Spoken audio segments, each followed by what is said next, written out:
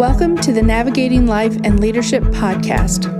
On your journey of life, you will experience many ups and downs, and through it all, you will influence others along the way. Believe it or not, that makes you a leader.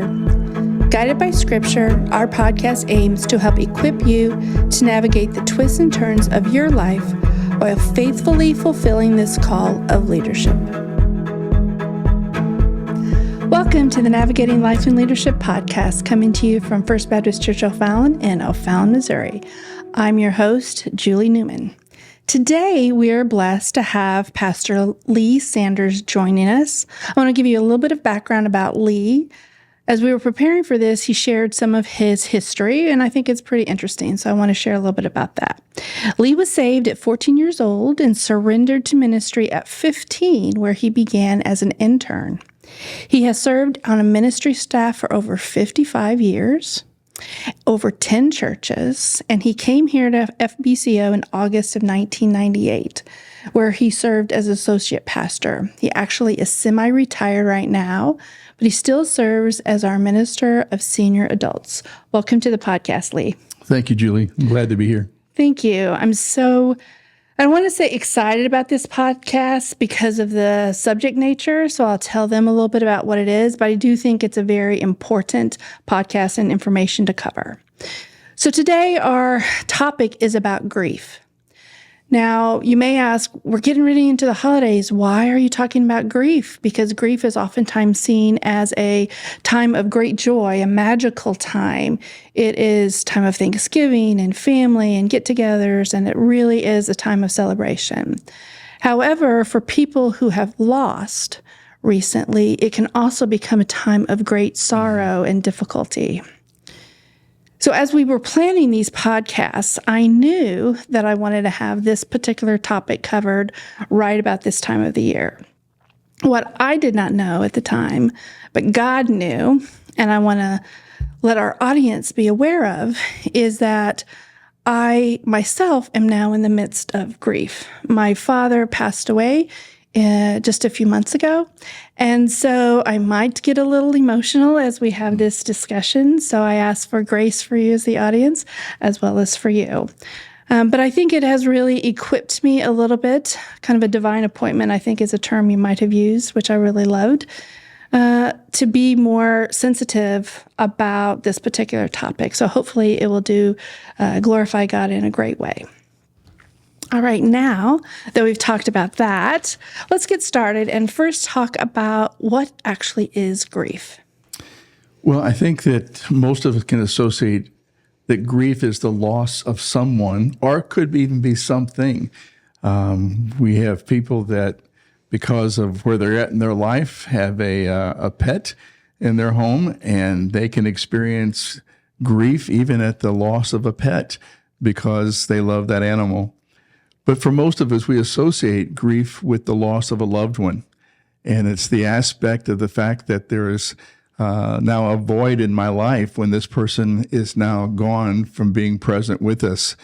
The grief experience is really the absence of someone that was the object of my care and my love and just a relationship. And because we cared about that person, now that they're gone, there is a vacancy, an absence in my life and in that relationship. Wonderful. I appreciate that. I think it's important to understand that baseline about what grief is all about. I've often heard that there are stages of grief, so I wanted to talk a little bit about what those stages are. To be honest, I had never really thought that much or committed those to memory until you start to go through the process. So I wanted to see if you could share a little bit about what those stages are. Sure. I think it's important as we start out just to make sure we understand that I'm going to talk about the 5 different stages, but these stages are what psychologists, pastors, grief counselors have come to an agreement of saying these are stages of an experience, a journey through grief. First of all, it doesn't mean that everyone is going to have all 5 of these experiences. They may not be the same length. They may not be in the same order of our experience versus what we're going to talk about. But let me just kind of list through those for us. The first one is denial, and it is the closest to the loss itself. And it's the aspect of really almost a shock in getting the news. Sometime in the death process or death experience, you get a phone call and with the news that someone has been tragically killed or there's been a loss. You weren't expecting it. You didn't see it coming. And the shock leaves you in a situation where you feel a bit numb, almost that you can't believe it. And your mind begins to think, well, maybe it's a mistake. Yeah. But it's genuine. And so you do your best to kind of react and to survive to that information. But the second phase or stage we talk about is anger. And it's the aspect of coming to the response of, I wasn't ready to hear this news. And I feel like I've been robbed in the relationship. Suddenly this person is taken away from me or is not available to me.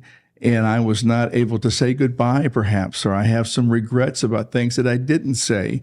And we find ourselves expressing those feelings in a bit of anger. And that anger can be directed toward a family member, or our friends, or even God, for feeling that we were robbed in that relationship. The third stage is what we call the bargaining stage or negotiation. And it's the aspect of really trying to deal with the pain of the loss. And it is sincere. It's a real pain. We can't always describe it. We can't always try to manipulate that pain, but it's there. And we find ourselves almost in our prayer time with the Lord that, God, if you can fix this, I'll do this or I'll do that. We find ourselves trying to bargain through that loss and through the emotions that are attached to it. The fourth phase is depression, and it really comes in a situation because the sadness begins to linger. It continues on, and it's a situation where we can't stop it, we can't slow it down, but we find ourselves just having to endure it. And because we can't change it, there's an aspect sometimes of feeling hopeless or even helpless. But in all of that, it also comes that we're having to endure it, and it begins to become a depressing situation. And we see symptoms of depression the longer we're in the midst of that. The last phase is called acceptance. And it's not that everything is over now, but it's the reality that perhaps we feel that this is kind of the new normal. It's never going to be the way it was, but it can be good again. And it's the assurance and the realization that God is not done here. He's not done writing my story. And even though I have come across a huge loss in my life by someone who was so significant in my life, but it doesn't mean that my life is over. I have to continue on. And so the acceptance part is getting used to the fact that that person's not there, and I begin to fill that void with other things. You never forget them. You don't go on without them, so to speak, in your mind and your heart, but you begin to, through God's grace, to begin to fill your life with other things that are meaningful. Absolutely. Now, I think you might have mentioned it, but not everybody is going to go through all 5 stages per se, especially in the same way or order. Is that true? That's true. And it may be possible that you don't even go through one of those stages. Okay. And we need to realize, even though we can talk through it very quickly and to identify some things, these stages may last a long time. We're dealing with a young lady now who 18 months ago lost a child. And she has been able, now that when we talk about this, to identify these things in her own life. But it doesn't mean that it happens quickly. And the grief process can last for months and months and even years, because you tend to relive some of those emotions, even though you've made great grounds. That's good to know, because I know as I've been kind of walking this path, some of them didn't seem to be as applicable to me. Sure. So I appreciate that. So Lee, I also wanted to ask, is there a difference in grief based on either possibly the circumstances of death or maybe the relationship with the deceased person? Very much so. I think that the greater we have as far as a relationship, the more significant that person is in our life, we begin to realize that the impact of losing them is also going to be great in us because we've spent a lot of time with them, or we have plans made in the future with them. And it's the difference between seeing we know of people and perhaps have folks in our own family who have had a long-term illness. And in some sense, that grieving process begins before they even pass away, because we're seeing that the quality of life and the type of relationship has changed greatly. So it very much depends on the experience itself and how much time you have to prepare yourself versus getting a phone call that is just out of the blue and you're not prepared at all for that kind of news. That makes a lot of sense. And I think that holds true for a lot of people that I have observed. Personally speaking, I've noticed that with our different family members, we had maybe the same relationship or the circumstances were the same, but we independently are handling things possibly different. Does that make sense that family members are going to handle things differently in their own time? Yeah, we need to remember also that no two people go through the grief process the same way. And part of that's because of our personality, our own backgrounds, just how we've grown up, and the aspects of the relationship. You and I could have a third person here who's a very good friend, but because of our relationship with that person, we might grieve differently should that person slip into the presence of the Lord. And so we have to take that into experience. And it's important to realize that, because as I begin to grieve through the loss of someone, it's awfully easy for someone else to begin to not judge it, but to assess, I should be further along. Or how come you're not doing this or doing that? Because they have that experience and I don't. It's normal and it's okay. And we have to be careful not to project our emotions and feelings on someone else. I read in a book recently that was very helpful to me.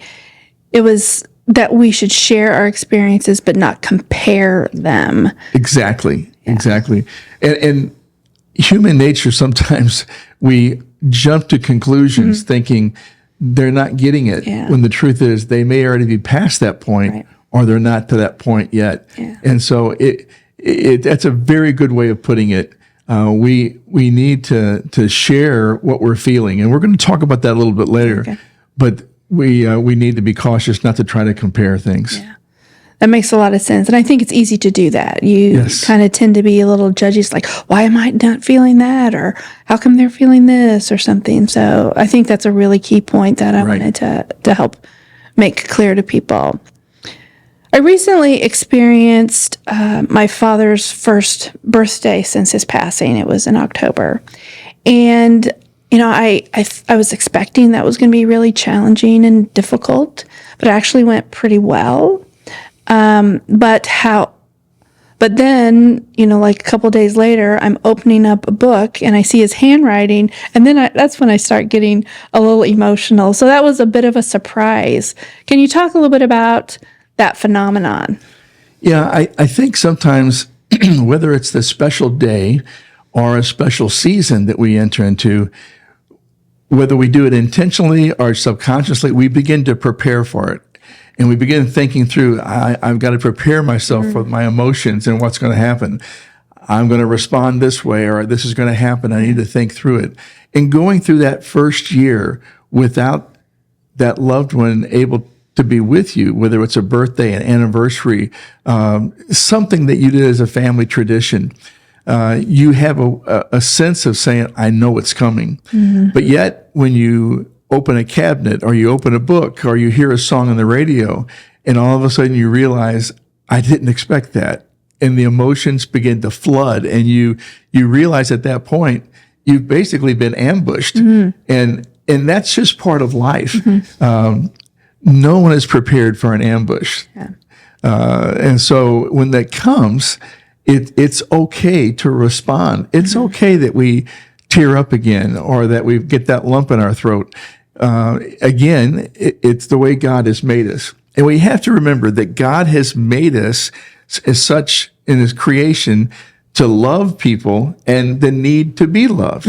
And so just because that person is no longer with us doesn't mean that the love stops. Right. And that grief process is the response of loving somebody, and we have memories that continue to revive it. Yeah.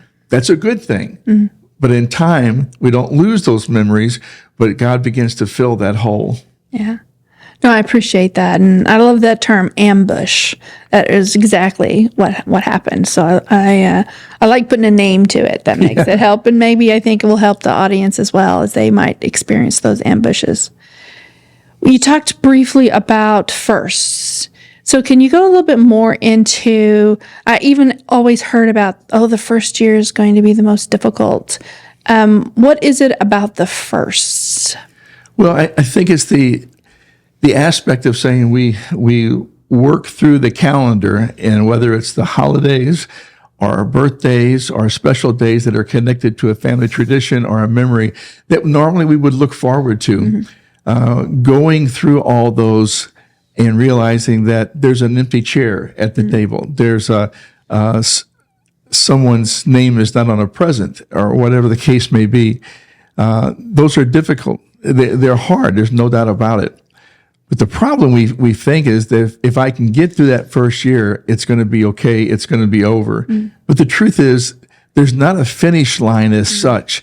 The second year has just as many memories, and sometimes we find ourselves even more challenged because of situations that occur and things that have happened during that first year that were out of our control. Life goes on, and we have to cope with that as best we can.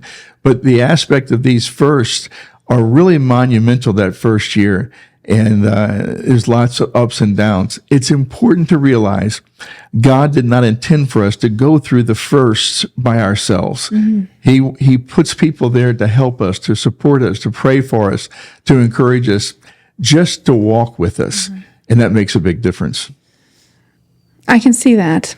I think the support people that you have around you, for me, has definitely made a big difference. And I think that's important for people to be there, which brings me to kind of a question that I had, is asking about advice, because I'm going to ask for two kinds of advices. One of them is going to be about the grieving, but since we were just talking about other people, what are some things that people, or the best advice you can give for somebody who is friends or maybe extended family or somebody who is grieving? For example, I know when one of my close friends' mother passed, I used to always kind of steer away because I was a little bit hesitant. I had never experienced it. I had not been that close to it, so I didn't know what to say, and I didn't want to do anything to hurt them. And I received a piece of advice that said, don't say, well, let me know if you need something, because people either don't know what they need or are never going to ask. So they said, just go do something. And I found that very valuable. What kind of advice would you give to the person surrounding who wants to be of support to a person in grief? I think one of the things that we struggle with is that we want to be a blessing to somebody. We want to be an encouragement, but especially if we've never walked through the grief process ourselves, we're not really sure what to say. And everything that we think we rehearse in our mind doesn't really come out the way we thought it would. But I think that two words that I would come up with. The first word is to be intentional in just making sure that whether you put it on a calendar or you give yourself a note, but to consistently pray for those people and to contact them. You can send a card, send a text message, make a phone call, or stop by, offer to take them to dinner, to spend a meal together. Doing things that you're there together, and they know you're thinking of them. And you can kind of gauge in the relationship where that line is that you need to give them space, that they need some downtime and some private time to process what's going on in their life. The other word that I would use there is that there's something about the fact that even though you don't know what to say, just showing up and being there is a big deal. I use the word presence. I think there's a real ministry of presence if we'll just embrace that, to say, I don't have to do anything. I just have to be there. And even if you're together and there's not constant conversation, it's okay. You can just be together. You can watch a TV program, do some things together. You don't have to be engaged in conversation. We tend to get uncomfortable if the conversation dries up and we think, okay, this is awkward and I need to move on. But we need to relax. The friendship is valuable and your presence makes a difference. That's really good advice. I think I can see that in my own experience. So I ditto that particular advice. I don't know that I would have done that before had I known that. What about advice for the person going through the grief? What would you give is maybe the best advice that you might give to somebody?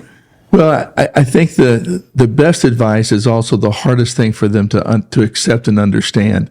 And it's two things. The first one is grief is a process that takes a long time. You didn't build that relationship overnight. And now that you don't have the person to talk to in things, it's not that the relationship is going to dry up. You still will have memories. But the fact that you had a good relationship, it was a meaningful relationship, means that it's going to take time to process that. And we are always impatient. We think, how long is this going to take? In fact, there's so much from the scripture in the Psalms where the psalmist is saying, how long must I hurt? Oh Lord, where are you? How long does my soul have to be this way? That's the reality of not feeling like I'm making any progress at all. If we are able to look back, and sometimes a friend can help us look back and say, look what's happened in the last 6 months. You have made great strides in what you were. But when we give God time, he's able to walk us through this process and these experiences. God doesn't waste anything. And we have to think through and realize that God is taking me through grief and comforting me along the way, but it's for my good. He's not done with us. And even the grieving, even the loss of a loved one can be part of what he's preparing us for the next piece of our life journey. That actually is really good advice. It's hard to see that sometimes, though, when you're in the midst of it. Yes, very much so. I think the other thing is that there really is an element of emotional pain to this, and nobody likes that. And you want that to stop, and you want to be, what can I do to make this better? We can't change anything, and that's why people feel so frustrated. God intends for grief to be a season of which he's walking us through, not a new way of life. And sometimes we tend to think this is all it is. It's never going to get any better. And we get stuck in grief. And that's not what God intends. There again, as friends, as family members, praying for one another is important. Sharing with one another and listening more than anything else to what people are saying as they're trying to describe where they are and how they're feeling. Yeah. And I think something that I have noticed as well is like when those ambushes happen and when you're with somebody, just let me have the ambush for a moment and be understanding of that. Yes. I think is very, very helpful. Yeah. Because we're not always alone when we're ambushed. Quite honestly, yeah. And often you're with somebody else, or you're in the middle of a church service or some kind of a meeting, and all of a sudden somebody notices that you're grabbing for Kleenexes. Yeah. And that's okay. That's just part of the deal. But I think part of that also, especially if you're with a friend and things, to be able to communicate and to let them know that you don't plan these things. They just show up. And it's okay. You're okay. They may feel a little uncomfortable because of what they're not knowing how to handle this. But there again, it's okay. And you don't need to be embarrassed. You don't need to be ashamed. It's part of the process, and you need to realize it's going to happen. Yeah. Thank you for joining us for this part 1 episode of Navigating Grief. Please be sure to come back for part 2, where we'll conclude our discussion with Lee. Until our paths cross again, remember to keep God as your true north, and he will direct your paths. Where God guides, he provides. If you want to learn more, or you're looking for a new church home, we invite you to First Baptist Church O'Fallon. Information is available on our website at www.firstofallon.com, or you can contact us directly by emailing leadership@firstofallon.com. Be sure to subscribe to our podcast so you won't miss future episodes.